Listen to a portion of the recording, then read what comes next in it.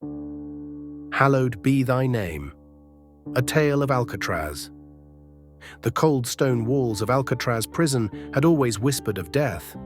They had seen too many lives broken and too many souls lost to the sea that roared relentlessly against the cliffs. For the men locked inside, the prison wasn't just a place of confinement. It was a tomb in which they were buried alive, stripped of hope, time, and dignity. Johnny McAllister had been one of the notorious convicts of the island, a hardened criminal caught in a botched robbery that left a guard dead. He was sent to Alcatraz, the final resting place for those the world wanted to forget. He was no stranger to violence, and his days were spent in isolation, surrounded by the same grey stone that matched the colour of his heart. Yet, as the years passed, something began to change. The cold, indifferent walls seemed to bear witness to his growing desperation, a desperation that turned into a gnawing question: what awaited him after death? One night, as the full moon cast eerie shadows on the bars of his cell, Johnny lay wide awake on his cot, staring at the ceiling. His thoughts drifted to the day of his conviction, the gavel striking down with finality, sentencing him to life. He thought of the family he'd never see again, the love he had lost in the pursuit of violence. But most of all, he thought of death, of how it was coming for him, closer and closer with every passing day. He could hear the sounds of the night, the distant clanging of prison doors, the muffled cries of men losing their minds, the howling wind that cut through the cracks of the ancient prison. The air was thick with the taste of salt, the ocean's eternal reminder that no one could escape Alcatraz. But that night something was different. There was a presence in the air, a sense of doom that hung over the island like a storm cloud. And in the stillness of his cell, Johnny's thoughts began to spiral. The guards had grown accustomed to his silence, his unyielding defiance. They ignored his constant brooding, perhaps even knowing that it was only a matter of time before he too would be claimed by the madness of Alcatraz. But tonight, Johnny wasn't thinking about escape. He wasn't even thinking about survival. No, tonight, the walls around him seemed to close in as his mind raced with the one question he could no longer ignore. Was there life after death? The door to his cell creaked open and a figure stepped inside, a priest.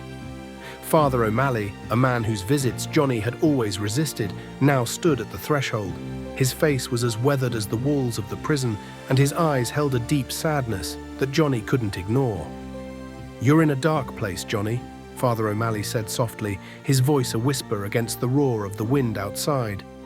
"But there's a way out, a way to find peace before it's too late." Johnny sat up, his chains clinking as he shifted. He looked at the priest with cold, empty eyes, but deep inside there was a flicker of something fragile, something he had buried long ago. "I don't believe in peace," Johnny muttered, his voice hoarse. "I don't believe in anything but the end." Father O'Malley sighed and took a step forward, his worn hands clasped in prayer. "The end will come for all of us, Johnny. But there is a difference between dying and living, even in a place like this. You still have time. You can make your peace." Johnny laughed bitterly, his heart pounding in his chest. He was a prisoner in more ways than one, locked away in this desolate place, shackled by his past. "Peace," he spat. "What do I need peace for? I'm already dead. The man I was is gone." The priest's eyes softened, and he reached into his coat pocket, pulling out a small, worn Bible. He opened it slowly, his fingers tracing the pages as if searching for the right words. Sometimes, even in our darkest moments, we can find redemption. Sometimes we can be forgiven. Johnny scoffed. "Forgiven? For what? For all the blood I've spilled? For all the lives I've ruined?" Father O'Malley didn't answer right away. Instead, he closed the Bible and placed it in Johnny's hands. "Forgiveness isn't about what you've done, Johnny. It's about what you choose to do with the time you have left." The words hit Johnny like a thunderclap. He was silent for a long time, the weight of the Bible heavy in his hands. He had never thought about forgiveness. He had never wanted it. But something in the priest's words stirred something deep inside him, something he had buried for years.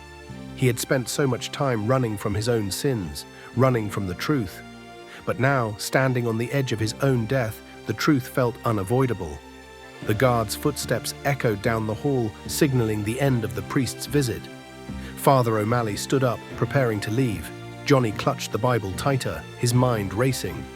For the first time, he realized that the real question wasn't whether he could escape this prison, but whether he could escape the prison of his own soul. Father O'Malley paused at the door, his hand resting on the cold metal. "Hallowed be thy name," he whispered, as if saying a prayer over Johnny. The words lingered in the air like a final benediction. As the priest walked away, Johnny remained in the darkness, the Bible clutched tightly in his hands. The sound of the guards grew louder, their boots thudding in time with his heart. The air was thick with the smell of salt water and decay, and as the cell door slammed shut, Johnny closed his eyes and whispered softly, his voice barely audible over the noise of the world around him, "Hallowed be thy name." And with that, his final breath left him, his body falling limp in the shadows of the prison that had held him captive for so long.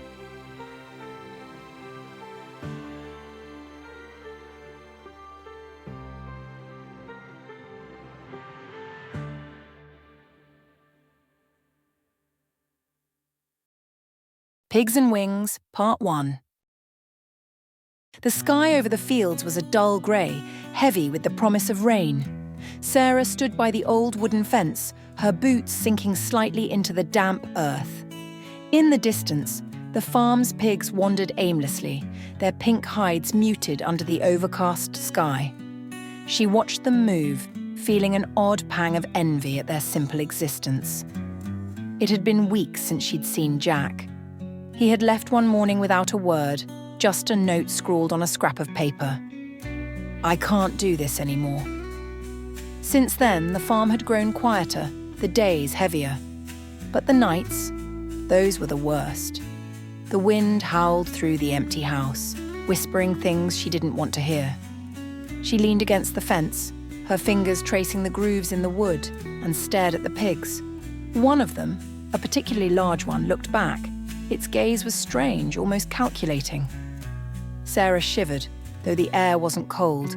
The sound came suddenly, a low drone overhead. She looked up to see a flock of birds scattering as a small plane flew low across the fields. It wobbled unnaturally, the engine sputtering.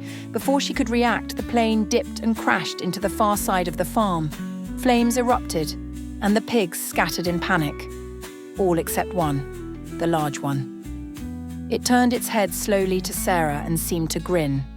The air smelled of smoke and something sickly sweet.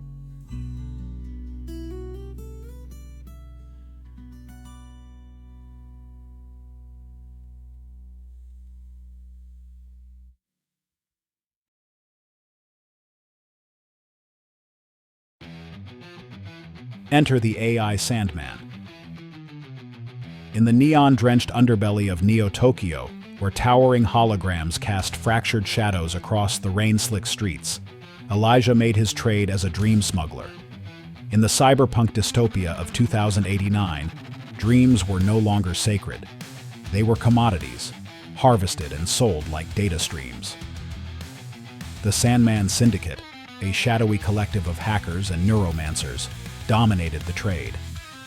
Elijah was their best courier, ferrying illicit dreams across the virtual labyrinths of the Nexus grid. Tonight, his payload was different. It was no ordinary dream fragment, no petty fantasy or lustful reverie.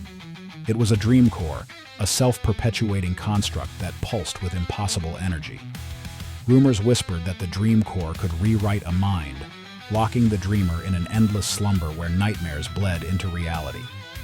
The Sandman himself had sent Elijah the contract with a warning: do not let it escape. Elijah jacked into the Nexus, his neural implants humming as the digital world flooded his senses. The grid came alive, a chaotic expanse of glowing architecture and shifting geometry. The dream core floated beside him, tethered to his mind by a fragile data stream. It pulsed with hypnotic patterns, drawing his gaze even as he tried to focus. As he navigated the labyrinthine pathways, the dream core began to shift. Images spilled into his consciousness. A child's laughter, a darkened hallway, a door that creaked open to reveal nothing but infinite black. Each vision gripped him tighter, blurring the line between his mind and the dream core's chaotic energy. The grid distorted. Elijah felt it before he saw it, a presence vast and consuming. The Sandman's enforcers were here, hunting him. Their avatars loomed, skeletal figures wrapped in glitching cloaks, weapons flickering into existence with malevolent intent. Elijah accelerated, twisting through narrow corridors of raw code, but the Dream Core's weight grew heavier with every passing second.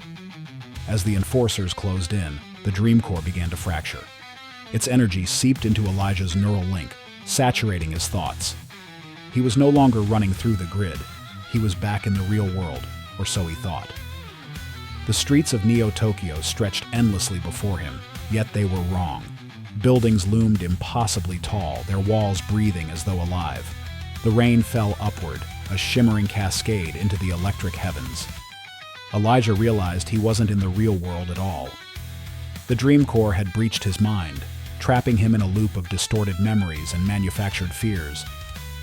He saw his own face reflected in a puddle, but the eyes staring back weren't his.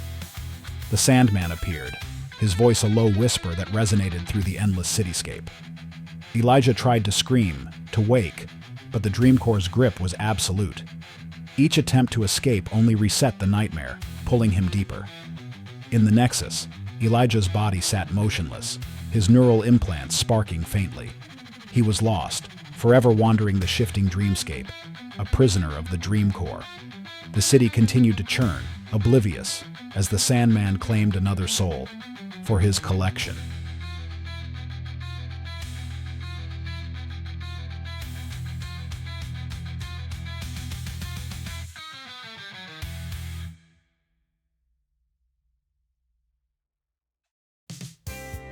I was made to love you.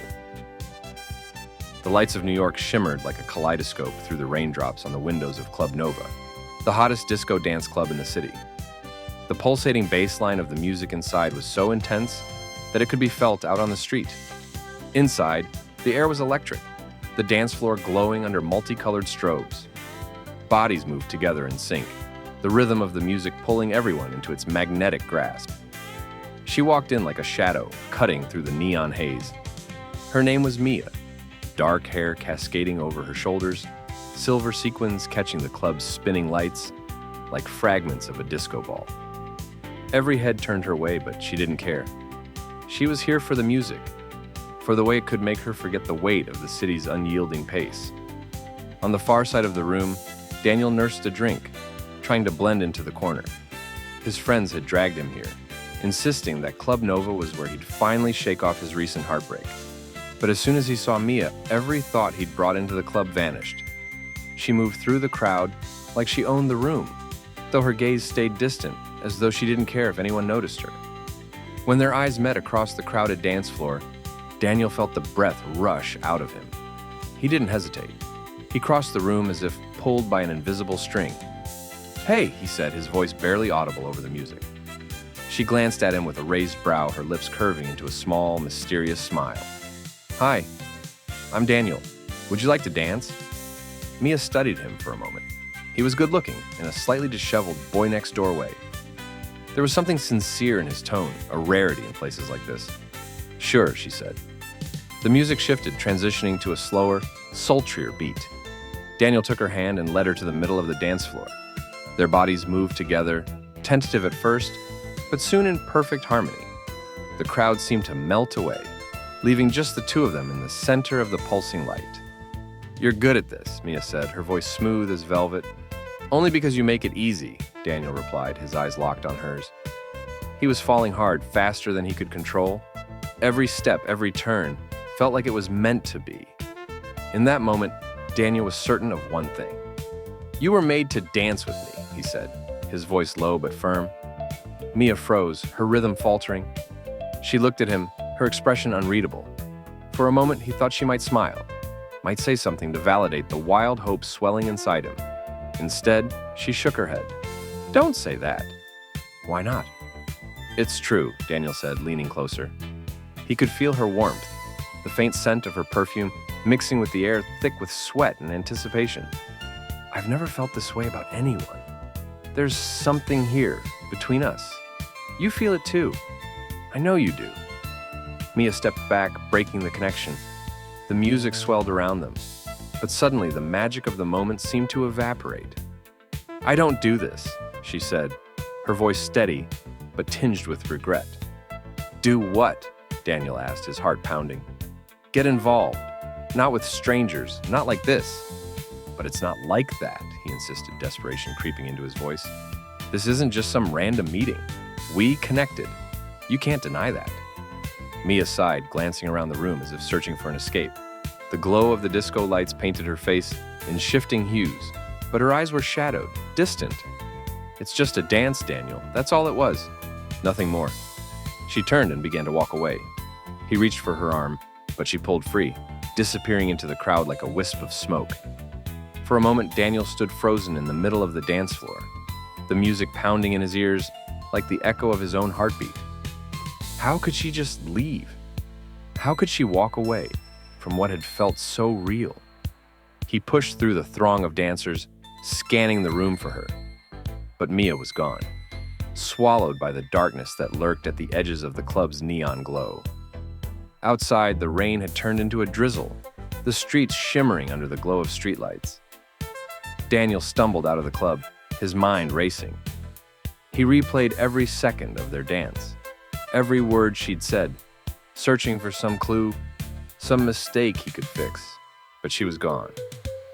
"I was made to love you," he whispered to himself, the words catching in his throat. The city loomed around him, indifferent to his heartbreak. For a moment, he thought about going back into the club, waiting for her to return. Or maybe he'd try to find her somehow, convince her that she was wrong, that they were meant to be. Or maybe he wouldn't. Maybe he'd stand there all night, lost in the swirling chaos of New York, unable to accept the simple truth. Sometimes a dance is just a dance.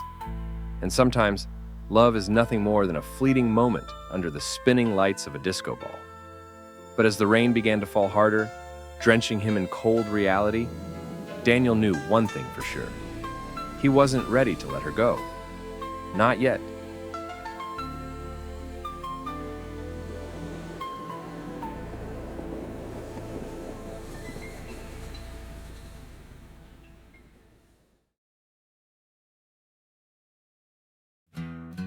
Going to California.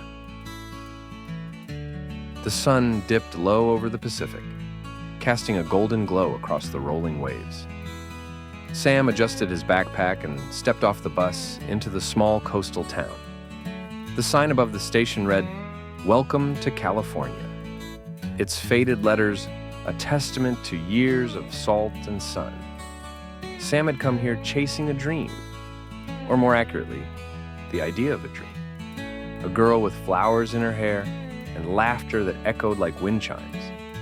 A girl he had never met, but somehow knew. It all started with the songs. He'd heard the voice on the radio late one night in his dingy apartment back in Ohio. A woman singing about love, loss, and the sea. Her words wrapped around him like a warm breeze, pulling him into a world he couldn't shake. He spent weeks tracking down her albums, only to find no pictures, no credits beyond the name, Avalon. Her voice felt like home and adventure all at once. When he closed his eyes, he saw her. Long hair, piercing eyes, and a guitar in her lap as she strummed songs meant only for him. Sam didn't tell anyone why he was going to California. His buddies at the bar would have laughed, called him a fool. Maybe he was. But he couldn't ignore the pull. The feeling that she was real, waiting for him somewhere on this sun-soaked coast. He hitched rides, slept in cheap motels, and worked odd jobs along the way until finally he arrived. The streets were alive with color and music. Buskers played guitars on corners, their cases open for coins and dreams. Tie-dye shirts hung from shop windows, and the air smelled of salt, patchouli, and something else. Freedom, maybe. Sam wandered aimlessly, his eyes scanning every face, hoping for a sign. That evening, he found himself at a bar tucked along the beach. The place hummed with energy. A band played a raucous cover of Black Dog as the crowd swayed and sang along. Sam ordered a beer and found a seat in the corner. "You're not from around here, are you?" asked the bartender, a woman with silver rings on every finger and a knowing smile. "Just passing through," Sam replied. "Looking for someone." "Aren't we all?" she said, sliding him his drink. As the night wore on, Sam felt his hope waver. Maybe he'd built her up in his mind, a phantom conjured from a mix of loneliness and music. He finished his beer and stood to leave when the stage lights dimmed and a hush fell over the crowd. "Ladies and gentlemen," the MC announced, "give it up for Avalon." Sam's heart stopped. A woman stepped into the light, her silhouette striking against the soft glow. She carried a guitar and wore a flowing dress that shimmered like the ocean. When she looked up, their eyes met for the briefest moment, and Sam knew. It was her. She began to play, her fingers moving effortlessly over the strings, her voice a balm for every ache he'd ever felt. She sang about chasing dreams, about heartbreak and hope. Sam stood frozen, the world around him dissolving into her song. He wanted to rush the stage, to tell her everything, that she'd brought him here, that he'd crossed miles and mountains for this moment. But he couldn't move. After her set, Sam pushed his way through the crowd, desperate to catch her before she disappeared. He found her outside, sitting on the sand with her guitar. The moon lit her face, and she looked even more ethereal than he'd imagined. "Hi," he managed, his voice trembling. "Your music, it brought me here." She smiled, her eyes searching his. "That's the magic of songs. They have a way of finding who they're meant for." "I think I've been dreaming of you," he blurted, feeling foolish. "Ever since I heard your voice." She tilted her head, studying him. "Dreams are funny things. Sometimes they lead us to places we're meant to be." They talked for hours under the stars, sharing stories of wanderlust and longing. She spoke of her music, how it was her way of making sense of the world. He told her about Ohio, about the nights he'd spent imagining her. As dawn broke, Avalon stood and brushed the sand from her dress. "I'm glad you found me," she said softly. "But I'm not someone to hold on to. I'm just a moment, a song." Sam wanted to argue, to beg her to stay, but deep down he understood. She was the spirit of California, wild, untamed, and fleeting.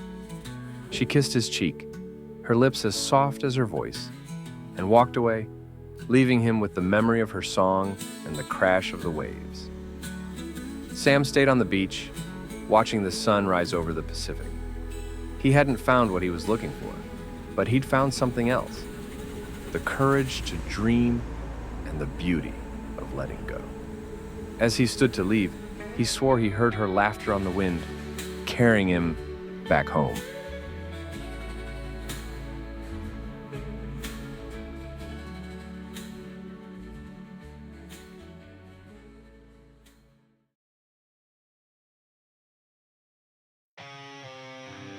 Black Sabbath. The storm outside raged on, but the thunder never came.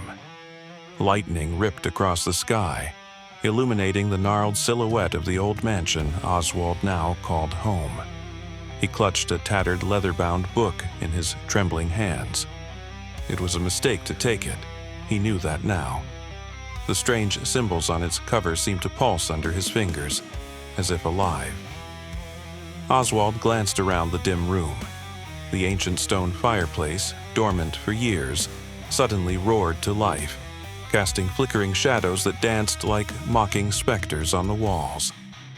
His breath caught in his throat as the air grew heavier, thicker, making it harder to breathe. Then he heard it. A low, guttural hum, rising from somewhere deep in the house. It was a sound that didn't belong, like the resonance of a massive bell struck underwater. Oswald froze. His instincts screamed at him to run, but his legs were rooted to the floor. The sound grew louder, more distinct, until it resolved into the unmistakable rhythm of footsteps. Slow, deliberate, heavy. "Who's there?" Oswald whispered, his voice barely audible over the pounding of his heart. No answer, only the footsteps. They stopped just beyond the doorway, shrouded in darkness, and then it emerged. A shadow, tall and foreboding, its form darker than the void itself. It seemed to absorb the light around it, a moving stain upon reality. Oswald staggered back. "What is this that stands before me?" he gasped, his voice cracking. The figure said nothing. Its presence spoke volumes, an oppressive force pressing down on Oswald's soul. The air seemed to vibrate with malice.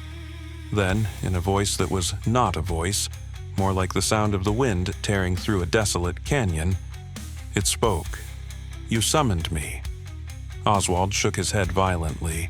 No, I didn't. Liar," the shadow hissed, cutting him off. It raised an arm, long and spindly, pointing directly at him. Oswald's knees buckled under the weight of the gesture, and he fell to the floor. The room shifted. The shadows on the walls twisted into monstrous faces, their mouths opening and closing in silent screams.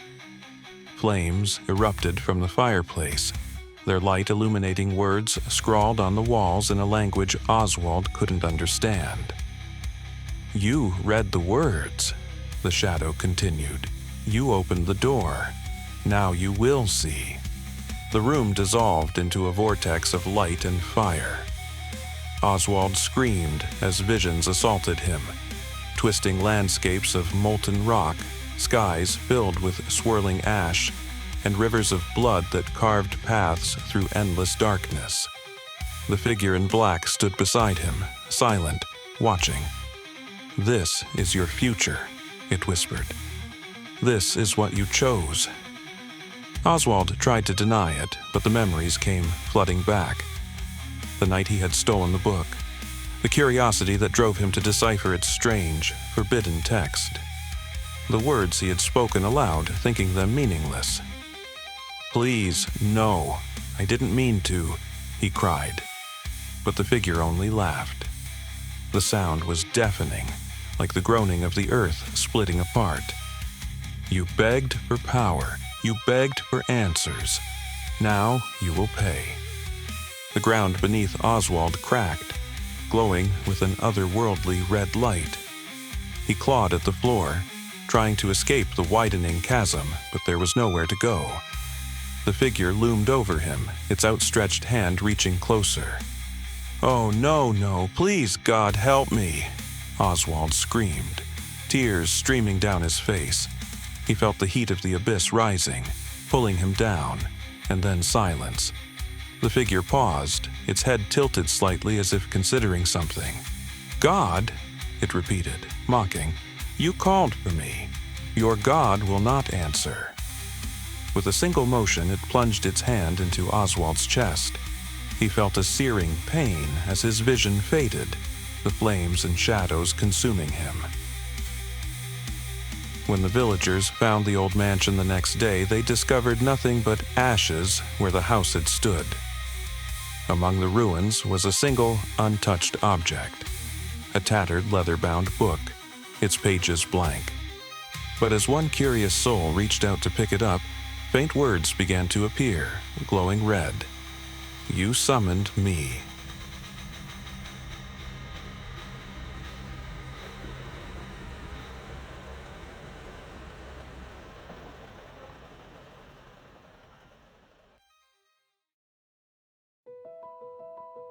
Stargazers. The stars have whispered my name since I was a child. I'm not sure when it began, perhaps during those endless nights lying on my back in the dew-soaked grass of my father's farm. While others played and laughed, I found my solace in the stars above, their light timeless and ephemeral. They burned brighter than anything in my earthly life. My name is Frida, and I've always felt out of place on this planet. For years I convinced myself it was a silly obsession, a way to escape the weight of reality. But deep down I knew the truth. I was searching for something among the constellations. It was a warm summer night when I first dreamed of the hydrogen lake. In my dream it wasn't water I stood before, but a liquid mirror stretching out into infinity, shimmering with hues of blue and gold. Stars reflected on its surface, dancing and twisting, their movements slow yet deliberate. A woman's voice, clear and resonant, echoed in my mind. "Find me." I woke up in a cold sweat, my heart pounding, like the wings of a trapped bird. The words had burned into me more vivid than any dream before. Over the next few weeks they haunted me, whispering at the edges of my consciousness as I tried to focus on my daily life. But every star I saw in the sky pulled me back to the hydrogen lake, to that voice. Months passed before I found the courage to follow it. I spent sleepless nights mapping constellations and poring over ancient texts about celestial myths. In all my reading, one story surfaced again and again, the legend of the Stargazers, souls bound to the cosmos who could speak to the stars themselves. They sought knowledge hidden in the fabric of the universe, unravelling its secrets for those brave enough to answer the call. I had to find that lake. Somehow I knew it was the key. It took a year of searching before I found it, hidden deep in the wilderness, far from any road or trail. The hydrogen lake shimmered before me just as it had in my dream. My breath caught as I stepped closer, the air heavy with a strange metallic tang. Above, the sky seemed darker than usual, the stars brighter and closer than I'd ever seen them. I knelt at the lake's edge, my reflection flickering like a shadow in the shifting light. The stars on the surface moved, just as they had in the dream, but now their movements were more urgent. I touched the water and it was warm, pulsing gently against my hand like the heartbeat of some ancient creature. Frida, the voice called again, clearer this time, and I felt it vibrate through my bones. You've come. My breath caught in my throat. Who are you? I asked, barely able to form the words. I am a part of you, the voice replied, and the stars above aligned suddenly, forming a shape I couldn't comprehend. I am what you have always searched for, what you were meant to become. The hydrogen lake glowed brighter, and the stars reflected within began to rise. They circled around me, their light piercing through my skin, filling my veins with a searing fire. I screamed, but it wasn't pain, it was something more. I could see them now, worlds beyond counting, each more vivid than the last. I saw gas giants with rings of diamond dust, planets where the trees glowed like fireflies, and cities that floated in the void. And I felt them, the stargazers, waiting, calling to me, their hands extended toward mine. You are ephemeral, Frida, the voice whispered, but the stars are eternal. Will you leave behind what you know and join us? Tears streamed down my face as the hydrogen lake's light engulfed me. Every fibre of my being ached to say yes, but I hesitated.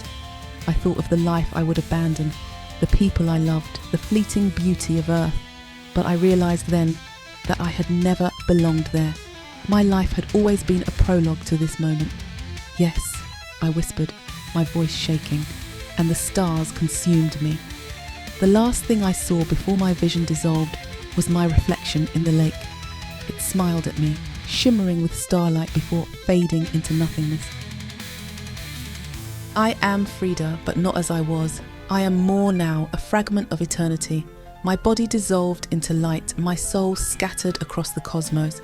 I wander between galaxies, my thoughts a melody of stars. I have become one with the stargazers, seekers of infinite truths. But every so often, when the stars align just right, I hear a distant echo, a voice calling out from the hydrogen lake. It is ephemeral, faint, but it reminds me of who I was, a girl who once stared at the sky and dreamed of the stars.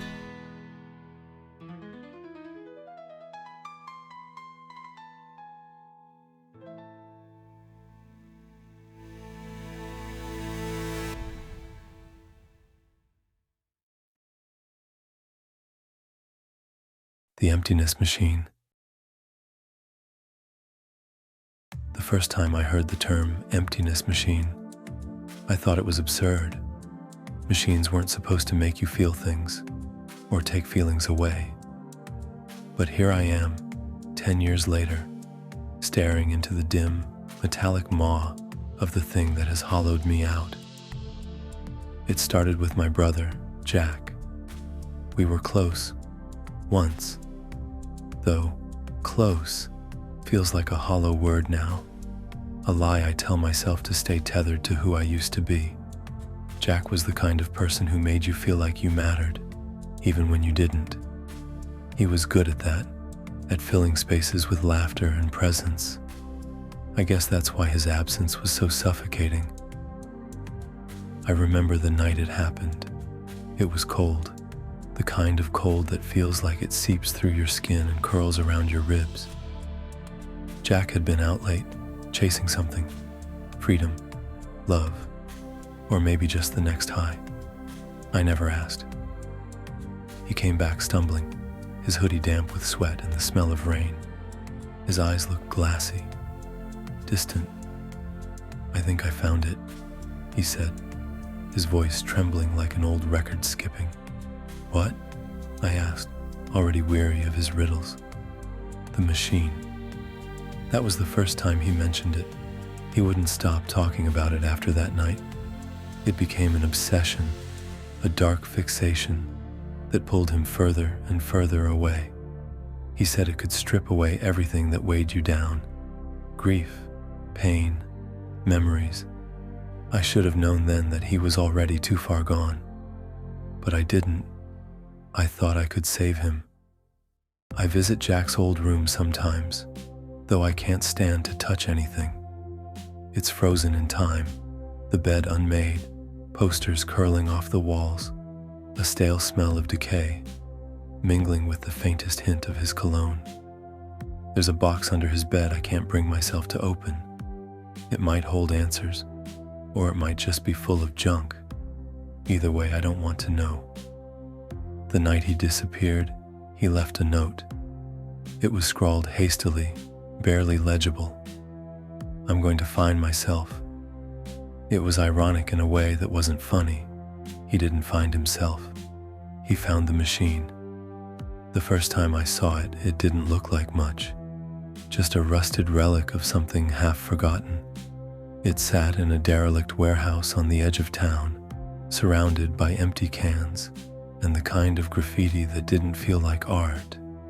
I didn't understand what Jack had seen in it, why he had spoken about it like it was alive. But when I touched it, I felt it too. A faint hum, a whisper, like something breathing just beneath the surface. It was his voice that convinced me to sit in it. Jack's voice, clear and desperate, like he was standing right behind me. "You don't have to feel this anymore," he said. "You don't have to carry it." I should have run, but I didn't. At first it worked. The weight in my chest that had been crushing me for years started to lift. Memories of Jack's funeral, of the empty, cavernous church and the way my mother's hands shook, faded into static. I felt lighter, freer. For a while, I thought it was a miracle. But the emptiness started to spread. It wasn't just the bad memories that disappeared. It was everything. The sound of Jack's laugh, the way he used to ruffle my hair when I was annoyed. Even the smell of his cologne in his room started to fade. I tried to hold on to those pieces, but they slipped through my fingers like smoke. And the machine wasn't done. It wanted more. The worst part wasn't losing Jack. It was losing the version of myself that had loved him. The machine didn't just strip away pain, it stripped away meaning. Without grief, there was no love. Without sorrow, no joy. I became a hollow version of myself, a shadow, walking through a world I couldn't feel. I remember sitting on the floor of my apartment, staring at a photo of us from years ago. Jack was grinning, his arms slung around my shoulder, and I looked happy. I stared at that photo for hours, trying to remember what it felt like to be in that moment. But it was like staring at someone else's life, someone else's joy. The memory was gone, stolen by the machine. I tried to stop. I tried to resist the pull, to stay away from it. But the emptiness called to me, a siren song I couldn't ignore. Every time I felt the faintest flicker of emotion, anger, sadness, even hope, it whispered to me. "You don't need this," it said. You can be free, but freedom isn't what I found. It was a void, a gaping chasm where my soul used to be. The last time I sat in the machine, I knew it would be the end. There was nothing left to lose, nothing left to take. I sat in the cold metal chair, staring at the flickering lights on the console, and let it finish what it started. I don't know how long I was there. When I woke up, the world felt distant, like I was watching it through frosted glass. Colors were muted, sounds muffled. The weight in my chest was gone, but so was everything else. I stood up, shaky and disoriented, and looked at my reflection in a cracked mirror hanging on the wall. My face stared back at me, hollow-eyed and unfamiliar. I tried to smile, but it didn't feel right. It didn't feel like anything. Now, I wander through the days like a ghost, half alive and half forgotten. Sometimes I think about Jack, about the person I used to be. I wonder if he found what he was looking for in the machine. I wonder if he found peace, or if he's as hollow as I am, a shadow, lost in the dark. I go back to the warehouse sometimes, though I don't know why. The machine sits there, silent and waiting, a monument to everything it has taken. I run my hand over the cold metal and feel the faint hum beneath my fingertips, a reminder that it's still alive, still hungry. I don't know why I keep coming back. Maybe I'm waiting for it to finish the job, to take the last scraps of who I am. Or maybe I'm hoping it will give something back. But it doesn't. It never does. The world keeps turning, indifferent to my emptiness.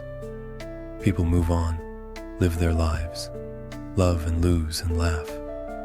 I watch them from a distance, a ghost haunting a life I can no longer touch. I don't know how to end this story, because there is no end, no closure. Just a hollow machine and a hollow man, bound together by what they've taken.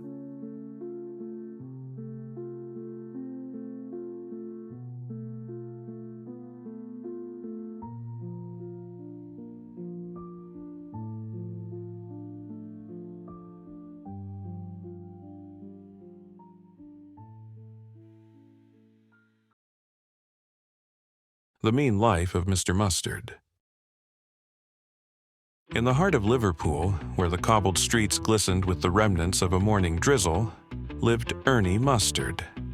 Everyone knew him, but nobody liked him. A wiry, hunched man with a permanently furrowed brow, he prowled the streets like a storm cloud, muttering to himself about the world's injustices, most of which he seemed to take very personally. To the locals, he was simply Mean Mr. Mustard, and he wore the nickname like an old smelly coat. Ernie had peculiar habits. He kept his money in tattered envelopes stuffed into his threadbare coat, refusing to trust banks. His favorite pastime was glaring at children playing hopscotch or rugby in the streets, barking at them to keep quiet. "Bloody racket," he'd snarl, waving his cane like a deranged conductor. He lived in a dingy flat above a disused fishmonger's, its peeling paint and grimy windows a perfect match for his dour demeanor. But Ernie's greatest irritation, and perhaps his only tether to humanity, was his sister Pam. Pam was everything Ernie was not: boisterous, friendly, and perpetually optimistic.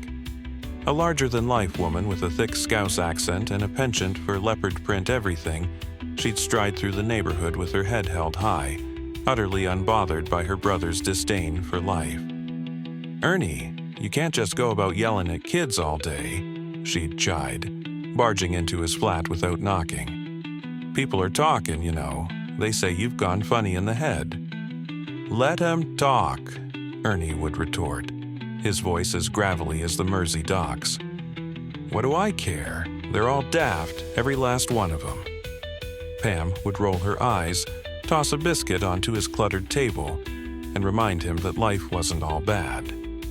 "You know, Ernie, if you smiled more, you might even make a friend or two." Ernie had no time for such nonsense. He had his secrets, after all. Every Sunday night, under the cover of darkness, he'd disappear into the old factory down the road. For years, people had speculated about his strange excursions. Was he plotting some mischief? Hoarding junk?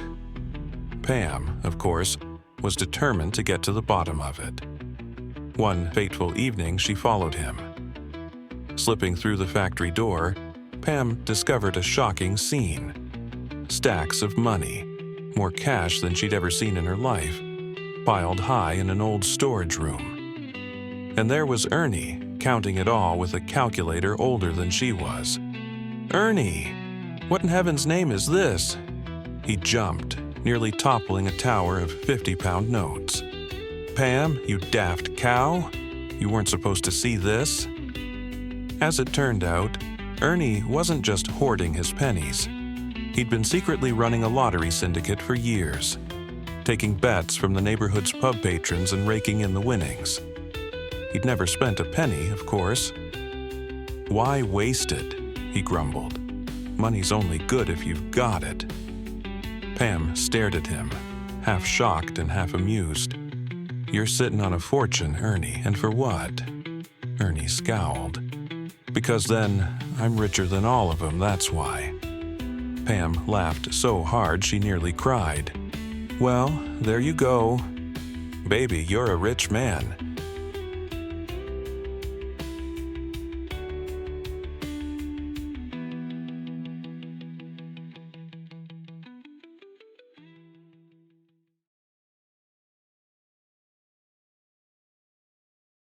The Ace of Spades, a story of Ace Kingmister. The neon lights of the Rusty Deck Casino blinked like a beacon for the lost souls of the night. Inside, the air was thick with cigarette smoke and the hum of slot machines, punctuated by the clinking of glasses and the occasional triumphant yell from the craps table. At the poker table in the back, Ace Kingmister leaned casually on his chair, one boot perched on the edge of the table, his whiskey glass balanced precariously on his knee. Ace wasn't his real name, of course. He'd earned the nickname for his uncanny knack at turning even the worst hands into winnings, a skill honed over years of practice, bluffing, and sheer audacity.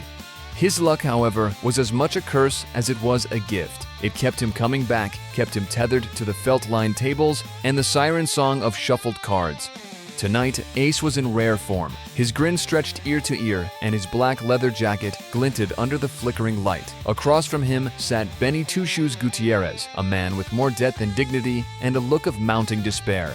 Ace had already cleaned him out of his watch, his ring, and a set of car keys. Now, all that remained on Benny's side of the table was a crumpled promissory note and a rabbit's foot that had clearly seen better days. The cards were dealt. Ace didn't look at his hand right away. Instead, he took a long sip of his whiskey, savoring the burn as it coursed down his throat. He gave Benny a wink. "You sure you want to do this, pal?" A man's gotta know when he's beat. Benny's hand shook as he lit a cigarette. "Just deal, Kingmister. I've still got a shot." Ace laughed, a low, gravelly sound. "That's the way I like it, baby. Keep the hope alive." He flipped his cards one by one, slow enough to make the other players groan. A tizedick, a jack, a queen, a king. A collective hush fell over the table. All eyes were on Benny as he revealed his cards. A flush, respectable, but not enough. Ace leaned back, revealing the Ace of Spades with a dramatic flourish. "The only card I need," he declared, his voice dripping with mock reverence. Benny slumped in his chair, defeated. "Damn you, Ace. You ever lose?" Ace shrugged. "Not yet, but stick around, Benny. There's always a first time." As the dealer pushed the pile of chips toward him, Ace lit a cigarette of his own and looked around the room. The crowd was growing, their whispers of admiration feeding his ego. He lived for this. The attention, the adrenaline, the chaos. His fingers itched for another round. By midnight, Ace's stack of chips had grown mountainous, and his words had grown slurred. A cocktail waitress leaned down, her smile saccharine sweet. "Another whiskey, Ace?" "You bet," he said, flicking a chip onto her tray. She walked away, hips swaying, and he grinned at his own fortune. Life was good, or at least it felt good in moments like this. But the good times never lasted long. By 2 a.m., Ace was at the roulette wheel, his winnings whittled down to a handful of chips. The crowd had thinned, the energy waned, but Ace's fire burned hotter than ever. His addiction to the rush wouldn't let him leave. A tall man in a trench coat sidled up to him, his face obscured by shadow. "Ace King Mister," the man said, his voice cold and measured. "We need to talk." Ace didn't look up. "If you're here to collect, get in line." The man leaned closer. "You owe us, Ace. Big time." Ace smirked and tossed a chip onto the wheel. "I've been told. You know what? Let's make it interesting. I'll double what I owe if I lose this spin. If I win, you give me another week." The man's jaw tightened. "You're insane." Ace shrugged. "Insane's just another word for lucky." The wheel spun, the ball clattering against its grooves. Ace held his breath, his heart racing as the ball slowed, then stopped. Red. He'd bet on black. The trenchcoat man didn't wait for a response. He grabbed Ace by the collar and dragged him towards the exit. "Your luck's run out, pal." Ace's laugh echoed down the alley as the man shoved him against a wall. "Luck? Nah, man. I'm just getting started." The man shook his head. "You're going to get yourself killed, King Mister. You ever think about that?" Ace wiped blood from the corner of his mouth, grinning like a madman. "Every day. But I don't want to live forever." The man released him with a shove. Disgusted, Ace dusted himself off, straightened his jacket, and sauntered back toward the casino. He was broke, bruised, and half-drunk, but none of that mattered. The pull of the cards was stronger than his common sense. He'd find another table, another mark, another shot at glory. Because for Ace King Mister, there was no rock bottom, no final hand. Just an endless shuffle of cards and a dangerous thirst for the game. As he walked through the casino doors, he muttered to himself with a grin, "Don't forget the Joker." And only he knows the dark meaning of that phrase.